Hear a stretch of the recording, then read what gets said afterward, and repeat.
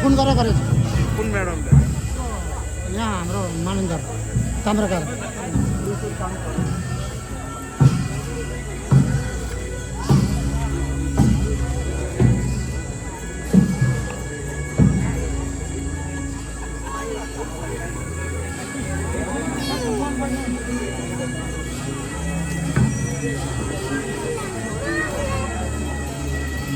जिरेको त तिम्रो त्यहाँ नानी चल हेर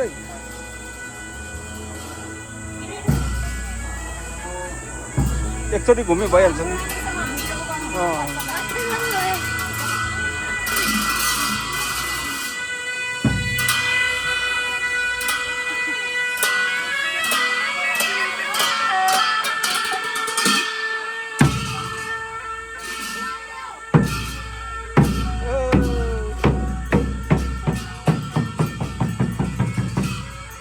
राम्रो ड्युटी पाएछ।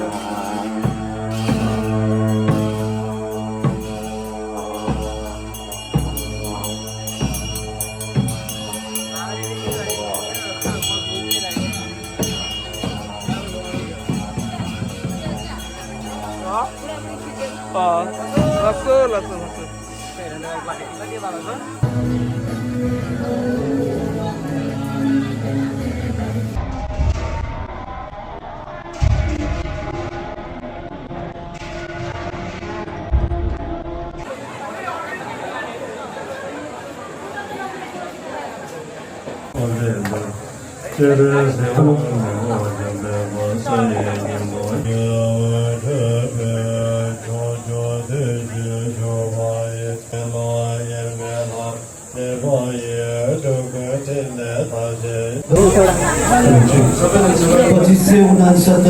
बुद्ध जयन्ती तथा मणि खोलो मध्य प्रदेश के पहिलो मणि खोलो उद्घाटन कार्यक्रममा पाल्ने सम्पूर्ण महानुभावहरूलाई यस कार्यक्रममा स्वागत छ। र भने यस कार्यक्रमका प्रमुख अतिथि आदरणीय बिरगंज महानगरपालिकाका प्रमुख आदरणीय राजेश मान सिंहज्यू, त्यसै गरी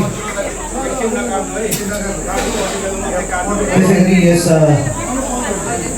बिरगंजको यस विश्वस्थित कारवालिङ बौद्ध गुम्पाका अध्यक्ष आदरणीय श्रीराम बहादुर लामाज्यू, त्यसै गरी गौतम माध्यमिक विद्यालयका फाउन्डर डाइरेक्टर एवं गुम्बा संरक्षक आदरणीय निमा लामाज्यू, त्यसै गरी गौतम माध्यमिक विद्यालयका फाउन्डर प्रिन्सिपल एवं गुम्बा संरक्षक आदरणीय श्रीमती उर्मिला लामाज्यू, त्यसै गरी मधेस विश्वविद्यालयका उपकुलपति आदरणीय दीपक साक्यज्यू र त्यसै गरी समाजसेवी आदरणीय सन्ध्या स्याङ्बोज्यू त्यसै गरी अन्य सम्पूर्ण दाताहरू र सम्पूर्ण अतिथिज्यूहरू यतिखेर भने मध्य प्रदेशकै पहिलो मणि खोलो उद्घाटन कार्यक्रममा सहभागी हुँदै हुनुहुन्छ र यतिखेर भने हाम्रो प्रमुख अतिथिज्यूले रिबन काटेर आज यो मणि खोलोको उद्घाटन गर्दै हुनुहुन्छ।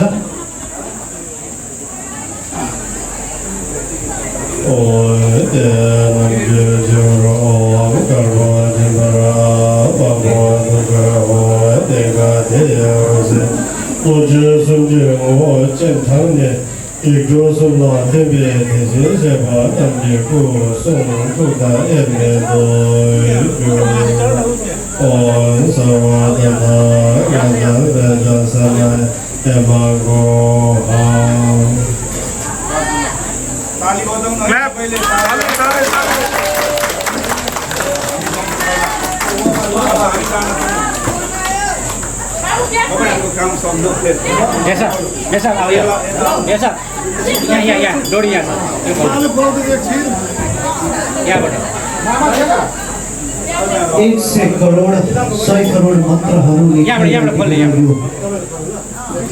मणि खोलोको भित्र राखिएको छ र अब पुण्य कमाउनलाई निकै सजिलो रहेको छ। मानिने गरिन्छ यदि यो खोलोलाई एकचोटि घुमायो भने हामीले जीवनभरि पुण्य कमाए बराबर भन्ने गर्दछ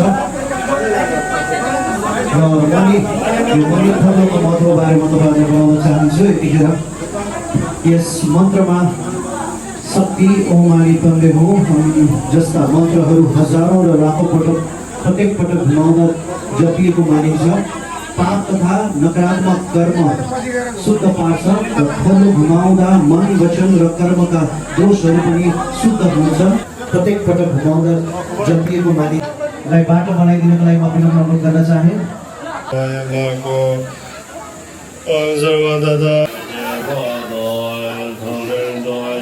मेरा अग्रणी लगायत वीरगञ्जवासीमा सर्वप्रथम म बुद्ध जयन्तीको हार्दिक मङ्गलमय शुभकामना दिन चाहन्छु र विशेष गरिकन जुन चाहिँ आज वीरगञ्जमै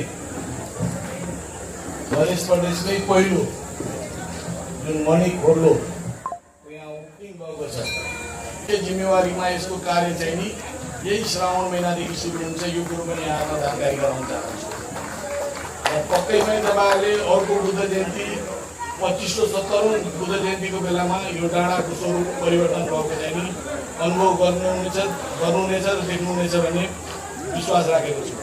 अन्तमा पुनः एकपटक सम्पूर्ण बाहिरबाट पाल्नुभयो हाम्रा आदरणीय गुरु बौद्ध भिक्षुहरूलाई पनि म हाम्रो वीरगञ्ज नगरीमा हार्दिक स्वागत गर्न चाहन्छु। त्यस्तै धेरै दिनपछि बसन्त दाजुहरू स्याङ्गो परिवारहरू वीरगञ्ज छाडेर पनि वीरगञ्जलाई जुन माया देखाइदिनु भएको छ उहाँप्रति सदैव हामीहरू कृतज्ञता ज्ञापन गर्न चाहन्छु र आउने दिनमा पनि उहाँहरूसँग यस्तै वीरगञ्जको लागि यस माटोको लागि यस्तै सहयोगको अपेक्षा राखेको छु। अन्तमा पुनः एकचोटि 25औं बुद्ध जयन्तीको शुभ अवसरमा सम्पूर्णलाई हार्दिक मङ्गलमय शुभकामना दिँदै आफ्नो शब्दलाई यही विराम दिन चाहन्छु। धन्यवाद, नमस्कार। कस्तो किसिमको उठ्यो तर अहिले गुम्बा हेर्दा पनि भित्र गएर यसो एकछिन ध्यान गरेर बसौँ जस्तो लाग्छ। गुरुहरूलाई पनि हिजो हामीले बेलुकाबाट पूजा सुरु गऱ्यौँ। ठुलो बाबा बुवा निमाल अवसर उहाँहरूको मेहनतले अथक प्रयास खाल्डो खुल्डो पहिला फोड्ने त्यसपछि आजै सुशील शाहलाई मैले बिहानै हाम्रो मध्य प्रदेशको उहाँ यहाँको पर्यटनको हाकिम पनि हुनुभएर आउनुभएको छ। आइएम थोक्यो त्यो माने खोल्नु गरेर माने खोल्नु गयो। यसमा चाहिँ हाम्रो साङ्गा भान्जी दुईटा नानीहरू सबैजनाबाट तपाईँ सम्पूर्णलाई धन्यवाद दिन चाहन्छु र स्थापना यो पक्कै पनि मध्य प्रदेशकै पहिलो